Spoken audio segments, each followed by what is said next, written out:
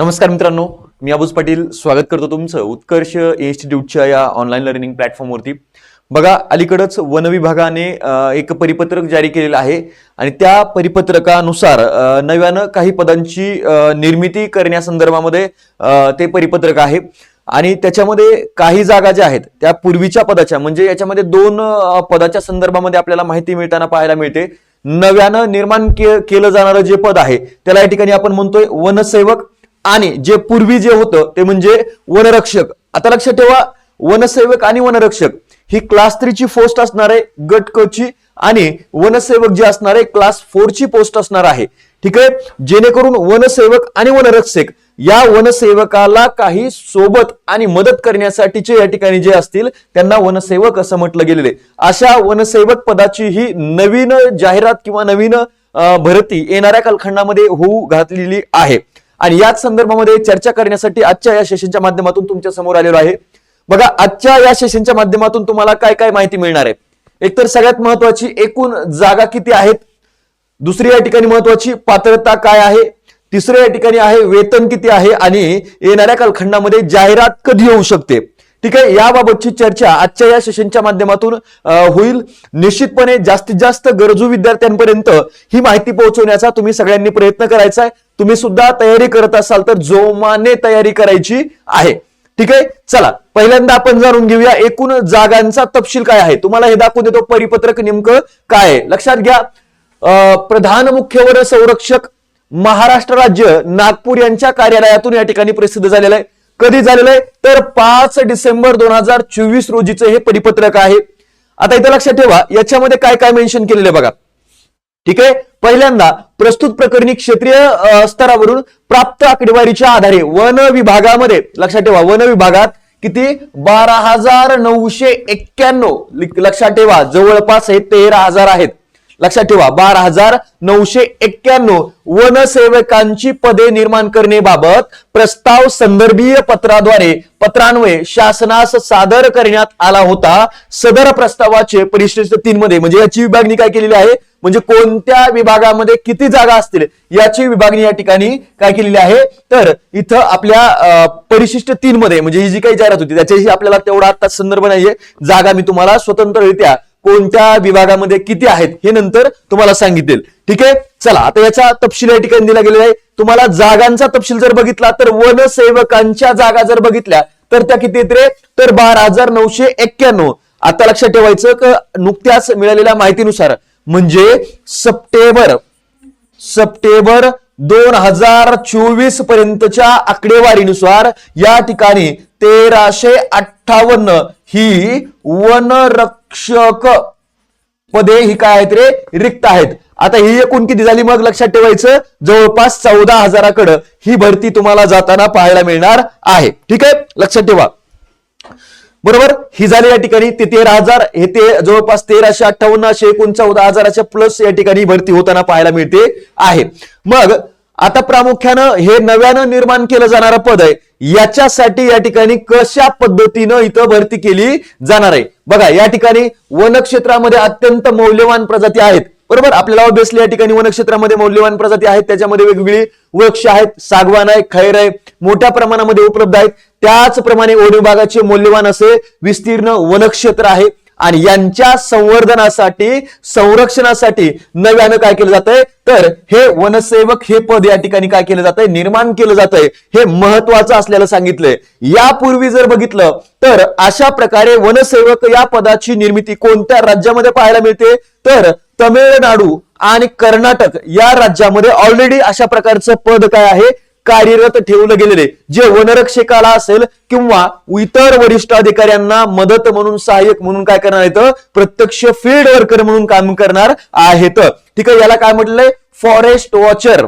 लक्षात ठेवायचं forest watcher असं या ठिकाणी वनरक्षक पेक्षा निम्न श्रेणीतील वनरक्षक क्लास 3 आहे त्याच्यापेक्षा निम्न श्रेणी म्हणजे या ठिकाणी गट ड मध्ये या ठिकाणी काय केलं जाणार आहे तर वनसेवक पदाची इथं निर्मिती केली जाणार आहे आणि ती पदं किती असणार आहेत रे तर 12,991 ही नव्यानं भरली जाणारी पदं आहेत। ठीक आहे, आता इथं जर बघितलं तर आता याकरिता वन विभागामध्ये वनरक्षक पेक्षा निम्न श्रेणीतील गट ड हा एक नियमित संवर्ग निर्माण करण्याबाबत प्रस्तावित करण्यात येत आहे. म्हणजे गट ड हा नवीन एक प्रवर्ग तयार केला जाईल आणि त्याच्यामध्ये त्या संदर्भाच्या ठळक बाबी खालील प्रमाणे प्रस्तावित आहेत. बघा इथं जर बघितलं, सदर संवर्ग हा काय केला जाईल, 100% सरळ सेवेने भरण्यात येईल. सरळ सेवा परीक्षेच्या माध्यमातून याची भरती केली जाणार आहे. यामध्ये केवळ स्थानिक उमेदवारांना नियुक्ती देण्याची तरतूद करण्यात येईल. लक्षात ठेवा, स्थानिक म्हणजे कोण असणार आहेत बघा, याचा अर्थ सुद्धा सांगितलंय. स्थानिक याचा अर्थ ज्या विभागामध्ये नियुक्ती द्यायची आहे त्या वन विभागातील डिव्हिजन मधला काय तो रहिवासी असावा, अशा प्रकारची एक अट या ठिकाणी घातली जाणार आहे. बरोबर, त्या म्हणजे आता कोणी नागपूरचा असेल तर नागपूर विभागामध्ये त्याला इथं या ठिकाणी काय केली जाईल तर ड्युटी दिली जाईल. जो संभाजीनगरचा असेल संभाजीनगरमध्ये दिली जाईल, कोणी बीडचा असेल बीडकडे या ठिकाणी अशा प्रकारची ही दिली जाईल. म्हणजे रहिवासाची अट या ठिकाणी असणार आहे. ठीक आहे. दुसरं, सदर अट सदर पद गट ड मधील राहील. बरोबर, त्याची 7व्या वेतन आयोगामध्ये वेतन श्रेणी काय असणार आहे, S1 असणार आहे. S1. ठीक आहे. आता S1 मध्ये जर बघितलं तर किती असणार आहे तर 15,000 ते 47,600 दरम्यान हे या ठिकाणी वेतन असणार आहे. सदर पदाचे नाम वनसेवक असं राहील असं या ठिकाणी म्हटलं गेलेलं आहे. ठीक आहे. हा पूर्णपणे तपशील झाला. मग आता आपल्याला पाहायचं की या ठिकाणी तुम्हाला पहिली अट तर लक्षात आली की तिथं त्या ज्या विभागामध्ये तुम्हाला ड्युटी दिली आहे तिथं प्राधान्य कोणाला दिलं जाणार आहे तर त्या ठिकाणच्या रहिवाशाला हे प्राधान्य दिलं जाणार आहे. ठीक आहे. दुसरं आता बघूया पुढे काय तर सदर पदावर नियुक्ती करता आता इथं शैक्षणिक पात्रता दिलेली आहे. ठीक आहे. शैक्षणिक पात्रता बघत असताना किमान 10वी पास ही शैक्षणिक अर्हता ठेवली. कमीत कमी तुम्ही 10वी पास पाहिजेत. पण याच्याही पुढे जाऊन अजून एक महत्वाची इथं काय केली आहे तर अट त्यांनी टाकली आहे. ती म्हणजे काय आहे, तसेच उमेदवाराची कमाल शैक्षणिक अर्हता ही 12वी पास असावी. म्हणजे जास्तीत जास्त तो किती शिकलेला पाहिजे, 12वी शिकलेला पाहिजे. कमीत कमी 10वी आणि जास्तीत जास्त 12वी. 10वी आणि 12वीच्या दरम्यान शिक्षण झालेलं असेल तर हा फॉर्म भरता येईल. कमाल वयोमर्यादेपेक्षा जास्त शिक्षण घेतले नसेल याबाबतचं हमीपत्र इथं उमेदवाराला लिहून द्यावं लागणार आहे. स्वतः सेल्फ अटेस्टेड स्वतः लिहून या ठिकाणी काय करावं लागेल, द्यावं लागेल. आणि कमाल मर्यादा ही 12वी पास न ठेवल्यास, म्हणजे का हे 12वी पास हे ठेवलेले त्याच्यापेक्षा जास्त शिक्षित उमेदवारांना या ठिकाणी का प्राधान्य देण्यात येणार नाहीये तर लक्षात घ्या, 12वी पास न ठेवल्यास उच्च शिक्षित उमेदवाराकडून जास्तीत जास्त लाभ घेतला जाईल. म्हणजे याच्यापेक्षा 12वी पेक्षा जास्त जे शिकलेले उमेदवार आहेत त्यांच्या माध्यमातून या ठिकाणी काय केलं जाईल, जास्त लाभ घेतला जाईल. त्याच्यामुळे काय होणार आहे, शैक्षणिक अर्हता कमी असणाऱ्या उमेदवारांना संधी मिळणार नाही. कमी शैक्षणिक अर्हता असणाऱ्या उमेदवारांना संधी मिळणार नाही. म्हणून इथं जास्तीत जास्त 12वी हा तो शिकलेला उमेदवार पाहिजे, त्याला या पदासाठी अप्लाय करता येणार आहे. हे प्रामुख्याने काय करायचं लक्षात ठेवायचं. ही झाली आपली शैक्षणिक अर्हता. मिनिमम 10th असलं पाहिजे आणि जास्तीत जास्त 12वी असलं पाहिजे. बस याच्या माध्यमातून या ठिकाणी हे भरता येईल.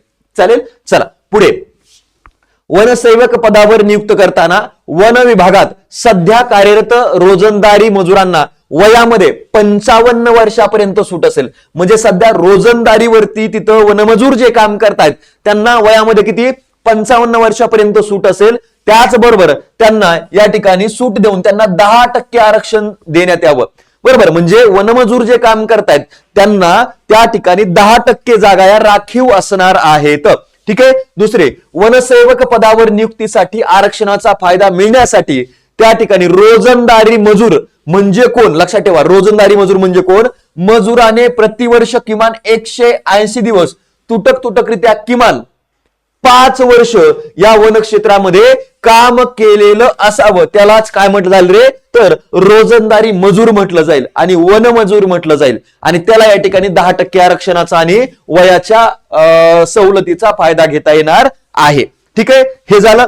परंतु रोजंदारी मजुरांनी त्यांच्या रोजंदारी कामासंबंधी न्यायालयीन प्रकरण दाखल केलेलं असेल, म्हणजे न्यायालयामध्ये केस पेंडिंग असेल तर जोपर्यंत ती न्यायालयामध्ये केस सॉल्व्ह होत नाही तोपर्यंत नियुक्ती दिली जाणार नाही असं याच्यामध्ये सांगितले. ठीक आहे. आता वनरक्षक गट क मधील 25% पदे ही वनसेवकामधून भरली जातील. म्हणजे वनसेवक जे असणार आहेत त्यांचं प्रमोशन कुठं होऊ शकणार आहे तर वनरक्षक म्हणून होणार आहे.